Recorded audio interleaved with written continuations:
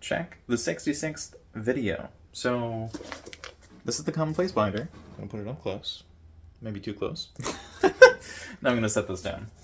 So this is the Commonplace binder 101 playlist. We are on video number 41. This is a little bit of a mess, but I forgot about buying products for commonplacing, and this says check the 66th video. And the reason for that is because I didn't realize I had this video planned, and all of this normal stuff would be scheduled for the 66th video.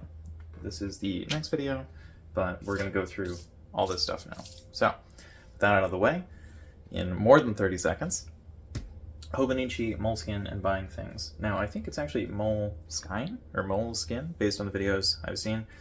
Hobonichi and Moleskin pop up seemingly more than anything else when talking about commonplace books. Of course, there's also stuff like field notes, and every so often someone will talk about obsidian, but that's not really paper. So, and buying things, sometimes it'll be like something purchased through Instagram or PayPal. Like, there's a lot of really random stuff. So this video is more so stuff that I've actually seen rather than stuff you should buy, because as of right now, I am not selling anything. I am pushing people into my next playlist, and I'm making sure that people watch the rest of this playlist, but other than that, there's nothing going on that is being sold. So, why is that? It's because there's no secret ingredient. So I use a binder instead of a book. Remember, a commonplace book is something that's been used for, at the very least, centuries, and it's basically the common place where someone puts all their things. So if you don't have a planner, it'll go in there. Most people will say that a planner is not really the objective of a commonplace book. It's more so like quotes and things that you've seen or found from other people, and then you'll write down whatever you think and feel about that. So instead of just a journal where you're like writing down what you think and feel, it's one extra step, so you'll have something from someone else, and then your response. Or at least that's how a lot of people explain it. Messy or expensive? Is it going to be messy? Is it going to be expensive? What is your commonplace book going to look like? So I'm going to hold up my binder for a little bit. This doesn't look super expensive, as far as I know. This definitely looks messy. So what's going on here? Well, in most commonplace books, people have an index at the back, and they also have page numbers on each page, so they know where they are. But I don't use page numbers, and if there are no page numbers, the index doesn't work, because the index will go directly to a specific page, and so I have to rely on something else. What I rely on is a contents page, so I'll just write down the stuff here, and then if I need extra space, I'll just add another page. Not really a problem.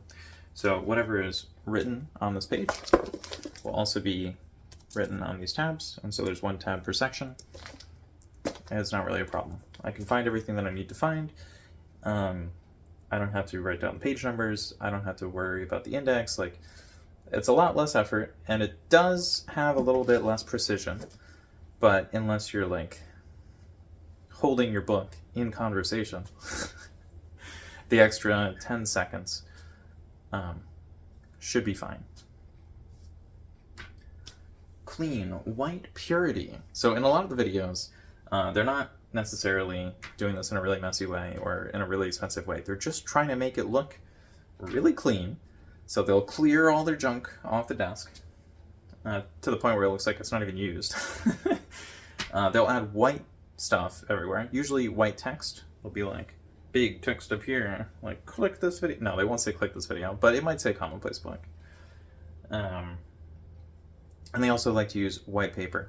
So one thing that I found is this will sometimes do worse than this, or at least that's what it appears to be, because if people see stuff, then it belongs to someone, but if it's blank, then they're like, oh, well, you know, I can imagine my own stuff there. And so a lot of this seems to be like projecting one's own thoughts, and it's a little bit more like a video game character than a movie. You know, like in a movie, it's a curated experience, people sit back and they watch, whereas the video game character is more like the player's actions are supposed to do the thing.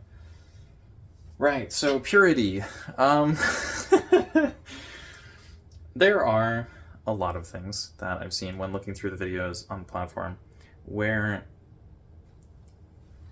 I don't really want to talk about it, because it makes me a little nervous, because it definitely gets very into white Christian Americans' ideas of making things pure or purified, or it just gets a little weird. So I don't really want to touch on that. Although, if you're making videos on the subject, probably want to try to do that at least a little bit, which I don't really like saying. So, cluttered to organized. Why would I use a binder?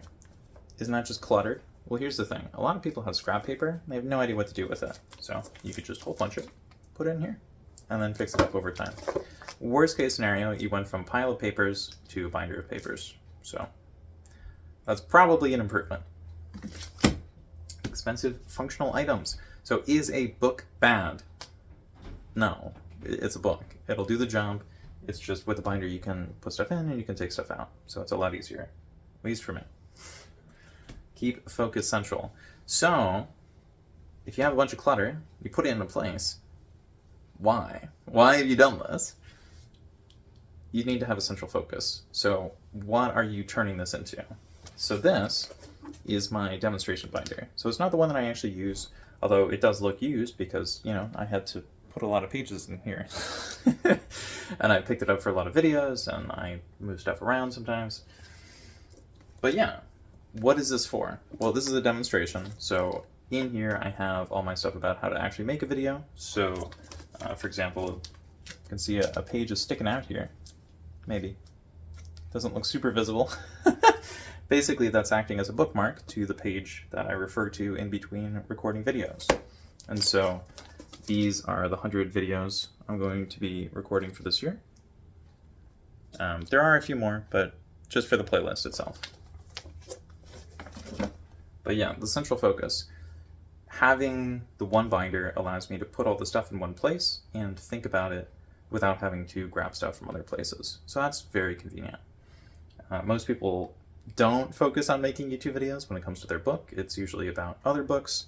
So as a way to navigate the library while having one central, not really a database, but kind of a summarization of every book they might look at or find interesting. Hammer the point home. Well, the points themselves. So we're not actually using physical hammers.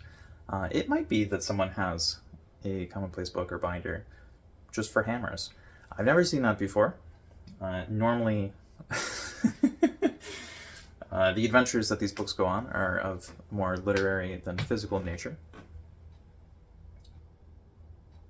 Sounds a little bit stolen from Supernatural. But yeah, you want to find your thing by putting all the clutter in there and then organizing it to get to, a central focus. And then once you get your central focus, you want to hammer the points home. So you just want to pick the specific things within the binder, focus on that, and then eventually you make another binder with a bunch of cluttered stuff, and that will eventually trim itself down. Fancy pen. Maybe you like doing this because it's expensive, and it looks expensive, and it makes you feel like you have a bunch of wealth or knowledge, or maybe if it looks more expensive, it'll be considered more valuable or something. But it also could be you just like the way the pen feels on the page. So some people get a fancy pen.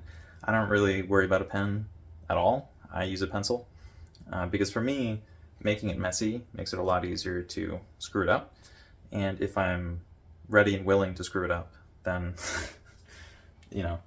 it's very easy to go from cluttered to organized because I can just be like, yeah, this sucks, this sucks, this sucks. Oh, this is good. It's a lot easier that way. Begging for attention. One of the things about making the thing expensive is it looks fantastic in a thumbnail.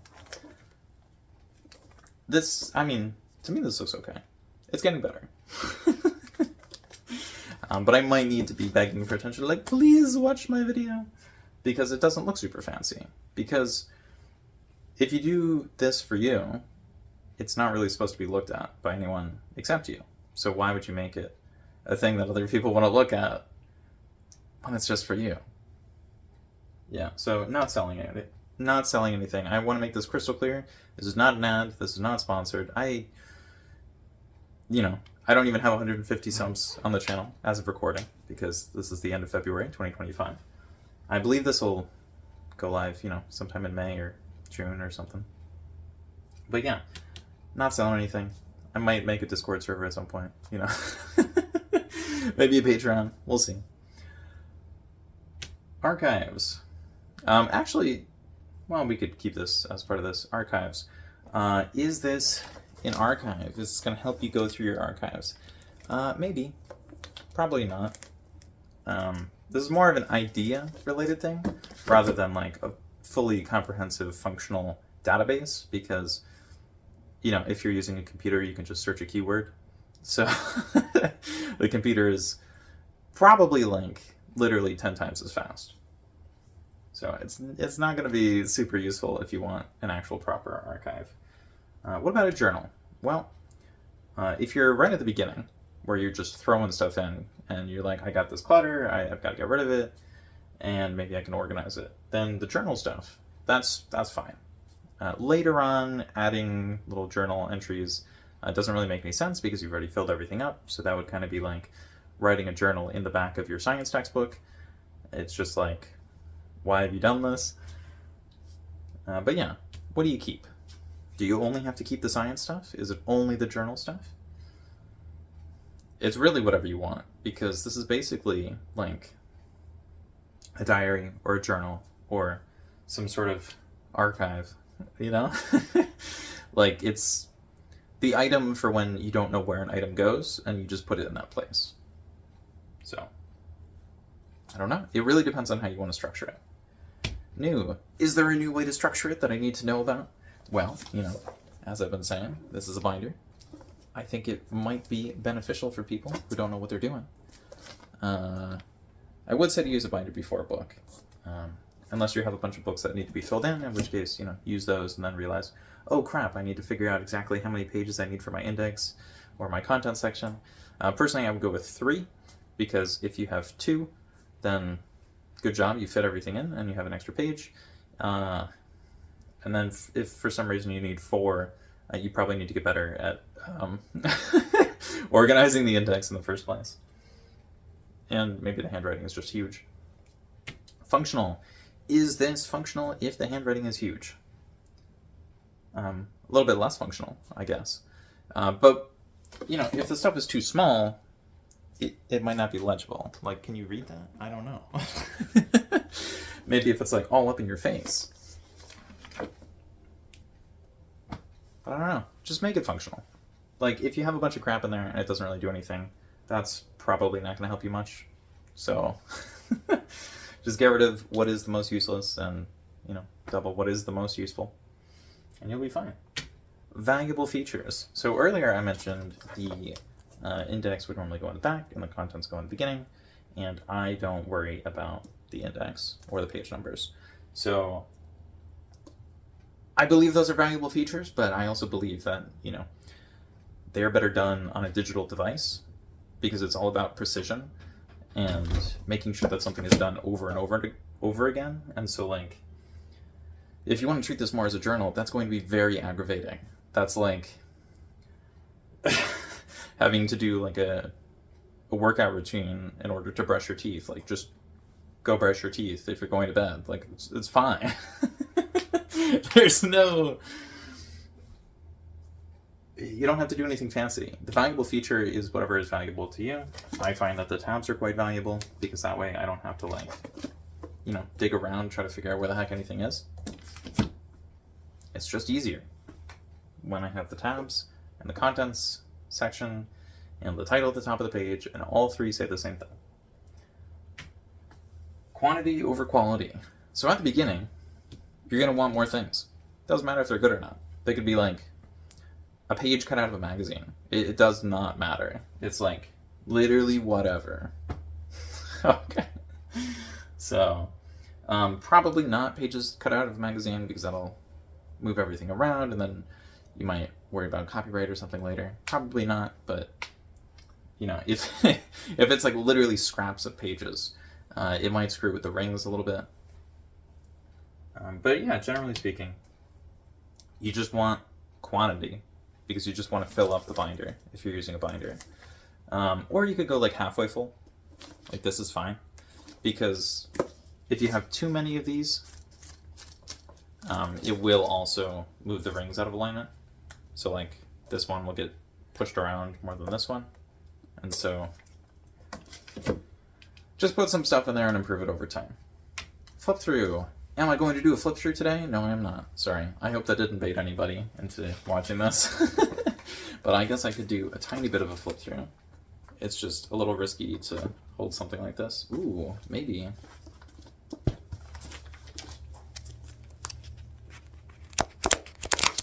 Okay, I think that was the worst I've ever done it. That's a lot better. But yeah, basically, we'll flip to a random page. Really? I didn't want it to go to this page. So this is the Commonplace vlog page. This is part of the, let's see, come on. Unfortunately, it's a big section, and that's what happens when I go to a random page. April 2024, 470 thumbnails. So that's actually my project from last year in 2024. So basically, I went through the data for everything related to vlog and Commonplace books specifically, and then I broke it down into like journaling, share, new, diary, ideas, struggling, and then that's where these ideas came from. I mean, obviously this is for vlog, and 41 is product. So they're not the same. Looks like vlog was number 7. And so what I did was I basically just took whatever the main things that people talked about were and tossed them into an outline. So just like this, I would write them at the beginning, and then I would get rid of all of this text behind and basically write how journaling applied to vlogs for Commonplace books, and then how it revolved around share and new and diary, and I would go through all those things. I'm going to close this, by the way. Okay, so I would figure out how all the things apply to each other, and obviously that isn't 20 full things, so whatever I wrote the most about, I would split in half. And then once I had the 20 things, I would adjust it so that, you know, maybe not selling anything was the focus of one little blurb. So that's how that one little section worked. Sorry, I'm not doing a full flip through today. I have done flip throughs before. I will do a flip through at the end of this playlist. Actually, according to this, it is number 98. So you might have to wait until the end of December, basically. But I should have a flip through coming out. So this was a really long one. It's the first one I've done in a while. I normally do these in sets of 4. So I'm going to be doing 41, 42, 43, and 44 today, probably. Anyways, thanks for watching. If you want, check that one out. See you later. Bye.